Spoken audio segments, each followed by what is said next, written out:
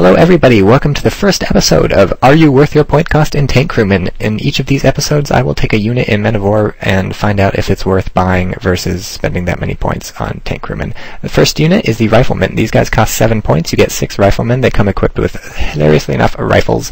They also get 6 anti-personnel grenades, 1 per person, and 1 guy carries an anti-tank grenade just in case you need to blow something up, and it's a tank or a building. Riflemen are nice because they are very cheap. Like I said, 7 points for 6 Riflemen. That's a pretty good deal. Almost as good as Tank Crewmen, and they can also lay sandbags. Sandbags are pretty important, especially in the early game. It's really nice cover that your Riflemen can sit down with sandbags. It's going to make them much better against explosives. High explosive shells obviously cannot go around the sandbags, so they'll often just impact in the front. Keeps them very safe from gunfire when they crouch behind it. Sandbags are very nice for holding down a point, so that's one of the chief advantages of buying Riflemen over submachine gunners or, say, over a ton of Tank Crewmen.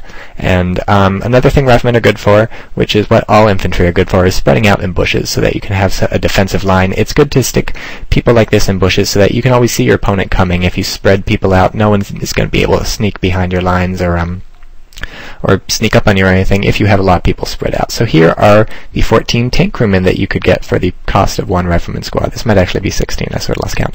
But you see pretty quickly that, holy crap, you do get a lot of Tank Crewmen, and this is one area in which they are better than Riflemen for the point cost.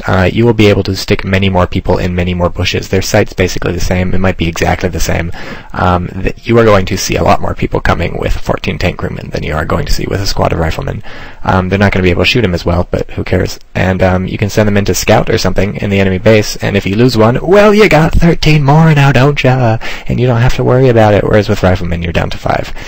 But the downside, of course, to Tank Crewmen is that they don't come with any sandbags, so that's not any good, and they also don't come with guns. So let's say you just happen upon a squad of 14 dead people or something, and you can find some guns for your Tank Crewmen, and you go through the rather laborious process of scavenging equipment from every single dead person, and picking up all the guns and picking up all the ammo, and you eventually get your Tank Crewmen outfitted with guns, which, as you can see, is difficult. I have to hold down tab and pick up each individual Mosin-Nagant, and I would have to spread that out if I wanted my people to be effective fighters. But even if you do manage to happen upon 14 dead infantrymen, which is not going to happen quite often, and you manage to equip all your tank crew, they're not going to be as good as fighting. Every unit has a skill with a gun. You see in the bottom left 1 dot with that Mosin-Nagant. He's only 1 dot.